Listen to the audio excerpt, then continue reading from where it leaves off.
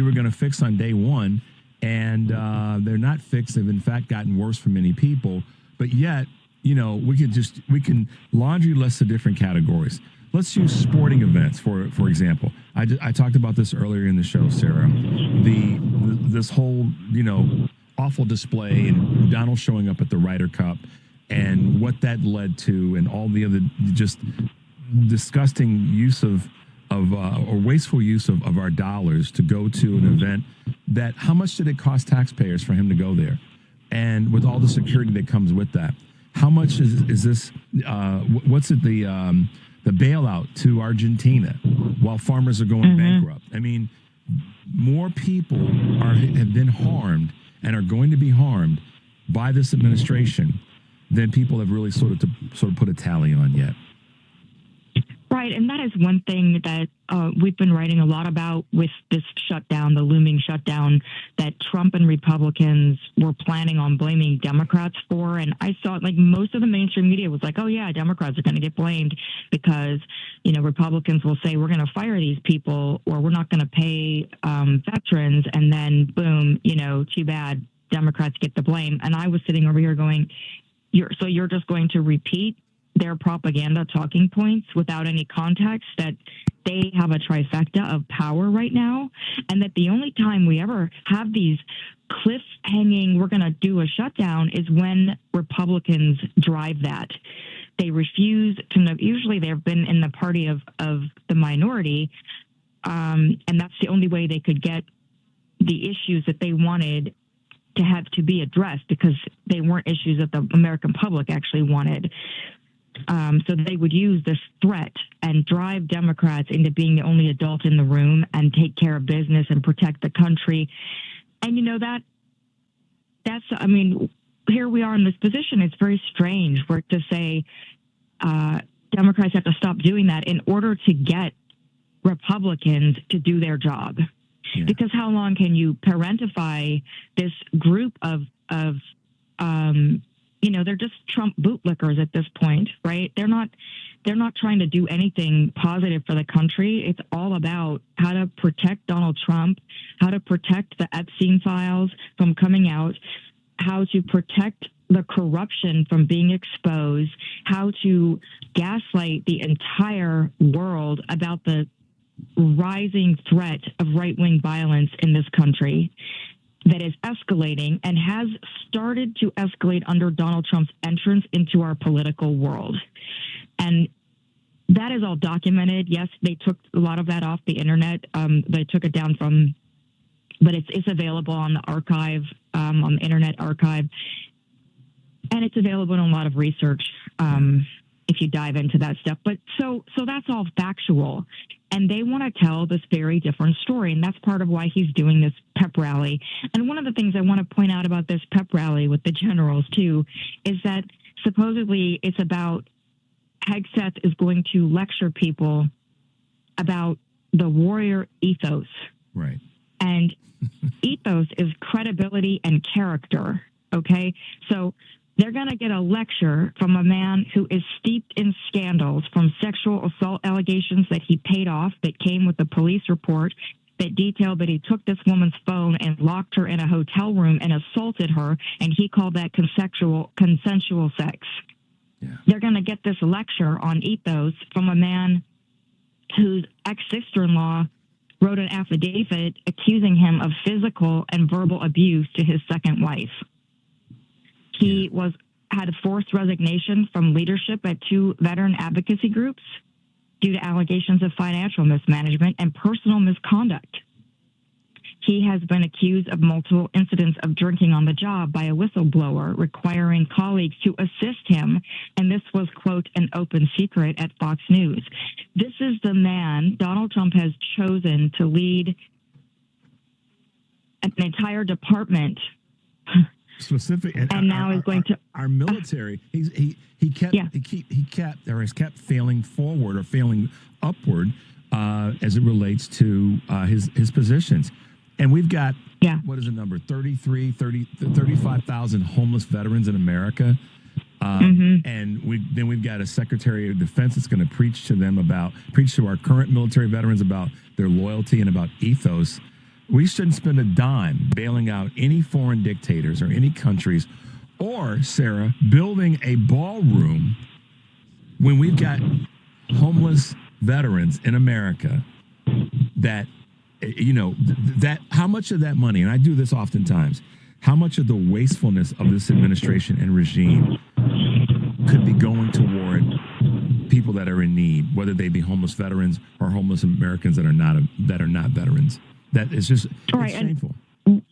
When is the media going to start to contextualize all of the Republican claims? Oh, we can't pay for Medicaid for disabled children, but Donald Trump.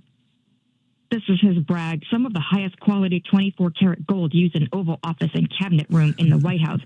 Foreign leaders and everyone else freak out when they see quality and beauty. Best Oval Office ever in terms of success. And look, President DJT.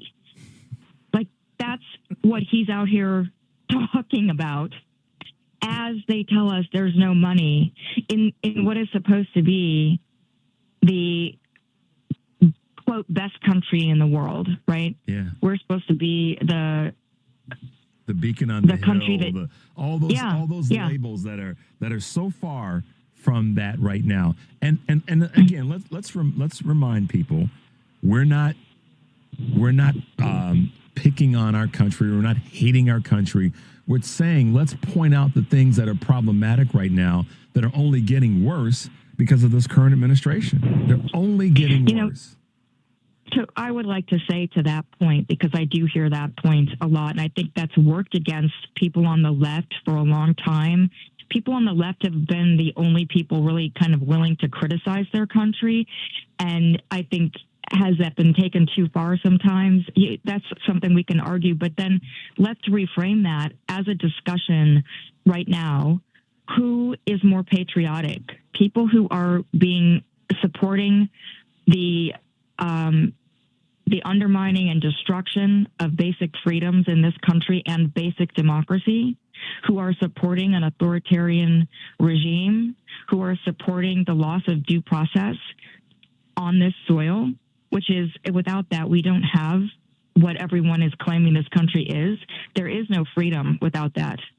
So who is more patriotic? Is it the people who are, let's even take the worst case scenario, because again, when you look at the violence that's committed by left versus right, the left destroys property. The right destroys people. Yeah.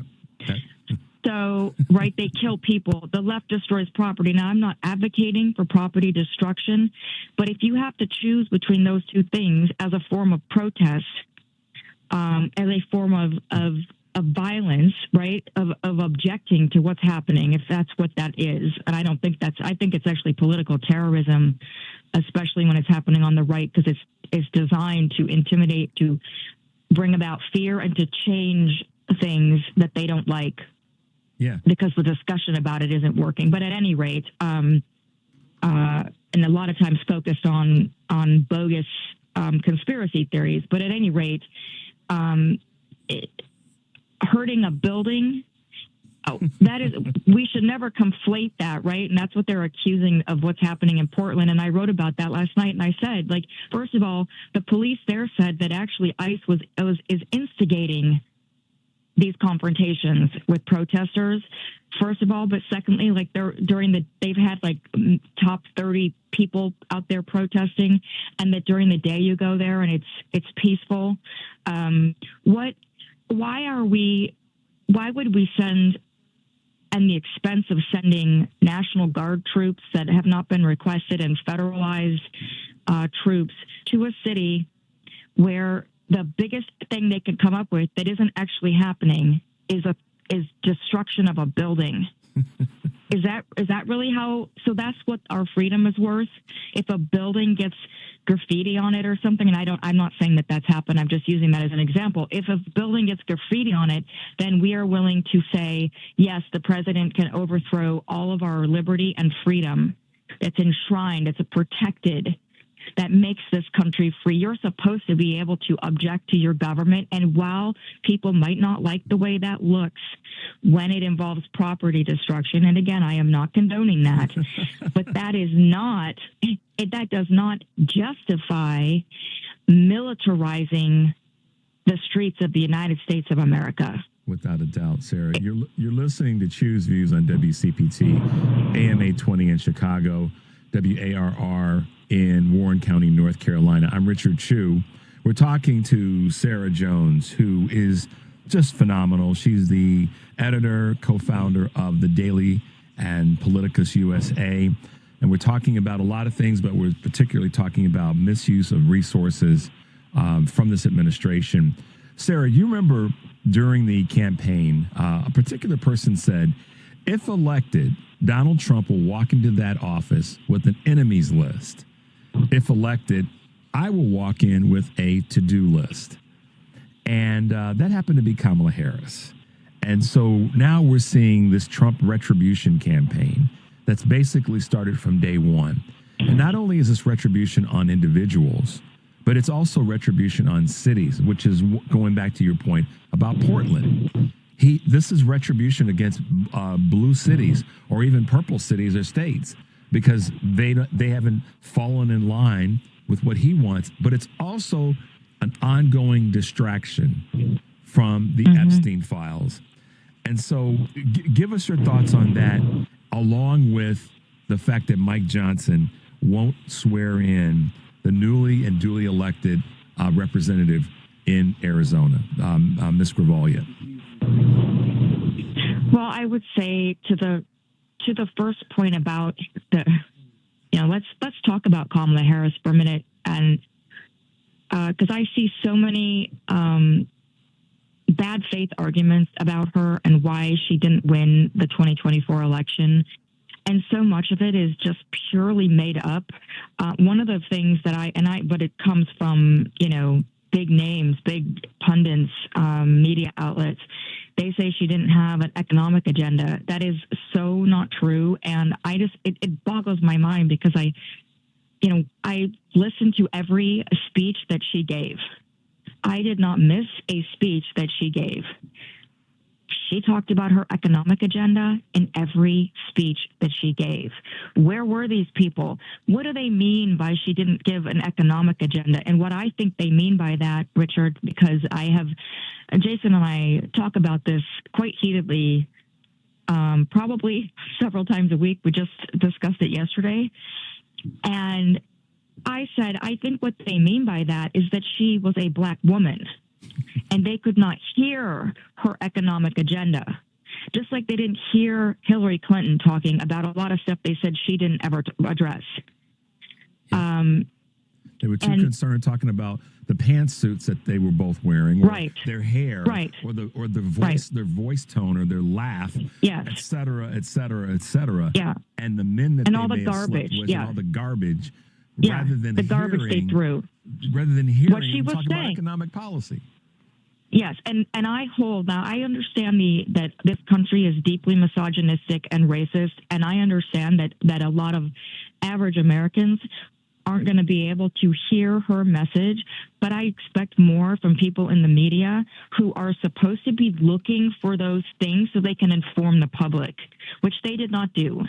Yep. And they did argue wasn't even their job to do.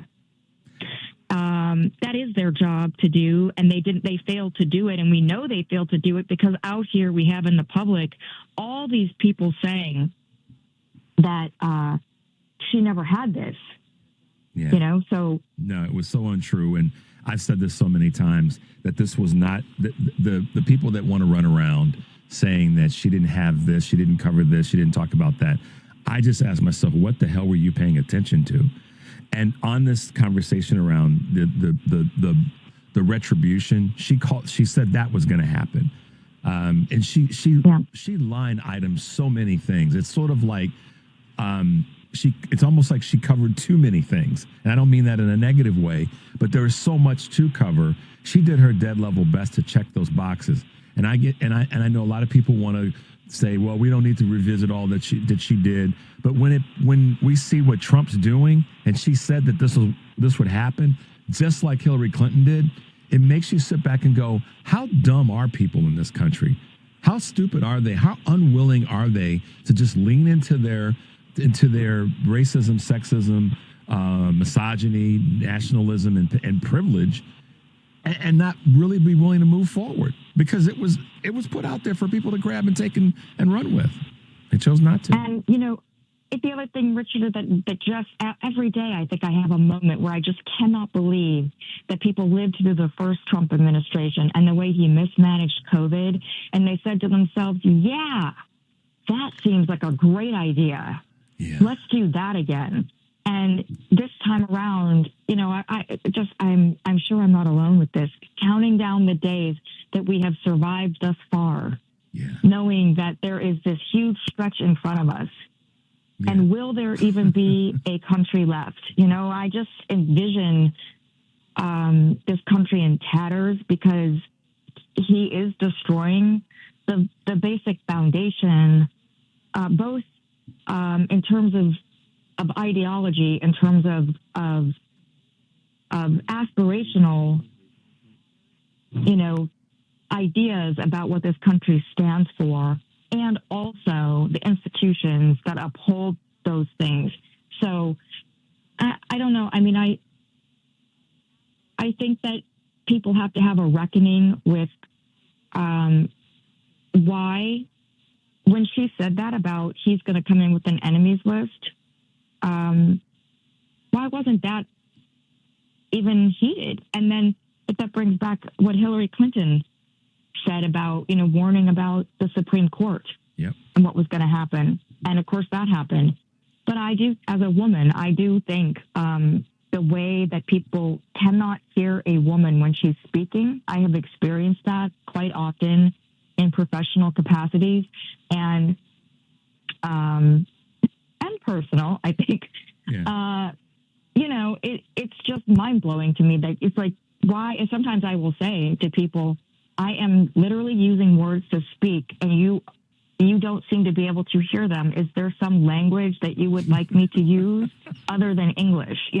Because I am speaking, and I think what I'm saying is very logical, and I've laid out all the evidence for it, and you're not absorbing it or responding to it. So, and I think that's, we look at that and say that's what a sad state of affairs. This is an opportunity to investigate and examine our own patriarchy and the way we all subscribe to it in this country, the internalized misogyny that women have, but also that even a lot of allies have. This whole country is kind of built on that premise of that kind of cowboy idea that we're all individualists, which means that you will go and ironically, sort of weirdly align yourself with the biggest, most powerful patriarch, the daddy figure, right? So, and in terms of Mike Johnson, I mean,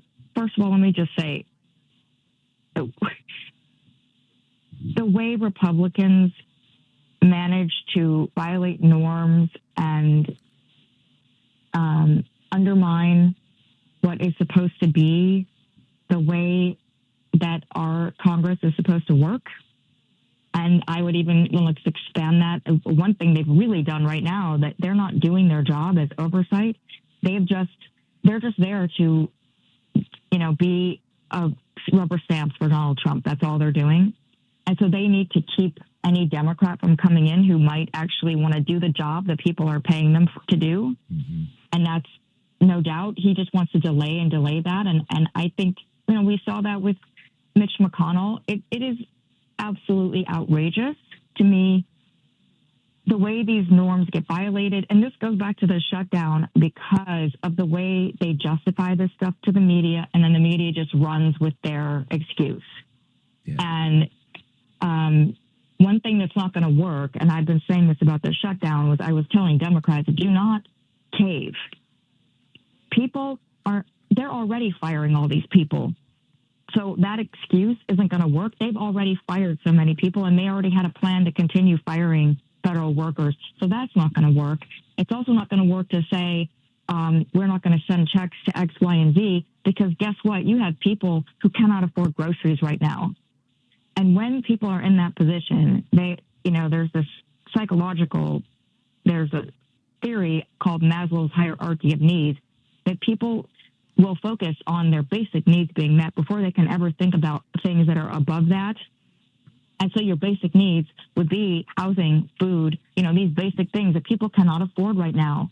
And that's what Democrats need to be focused on, because that's their job, to protect the people and to make sure people have the opportunities to have basic needs met in this country. That is their job. That's the job of all these legislators, that you wouldn't know it by the way they're acting, but that is their job. And, that's their responsibility, even if it's also a political argument separately to separate themselves from Republicans. And I also think it's worth noting, and it's interesting how the media never focuses on this, but why is it always Democrats who are trying to protect Medicaid and Medicare and Social Security and the Obamacare subsidies and trying to work to get grocery prices brought down to be more affordable, to protect renters from being tossed out? Why is that? Right now, and I know we got to go in a minute, but Walmart and the Navy Federal Credit Union were investigated for scamming consumers, but Donald Trump let them off the hook. And instead of doing what he promised when he was running for office, he's done the exact opposite, and it's just been a one-way grift for him and his family and the oligarchs around him, just taking money. He's taking it from the American people who can't afford their groceries. And that has got to be the focus. Yeah, that the shutdown is obviously a huge issue, huge conversation, and the Dems have got to navigate that the right way.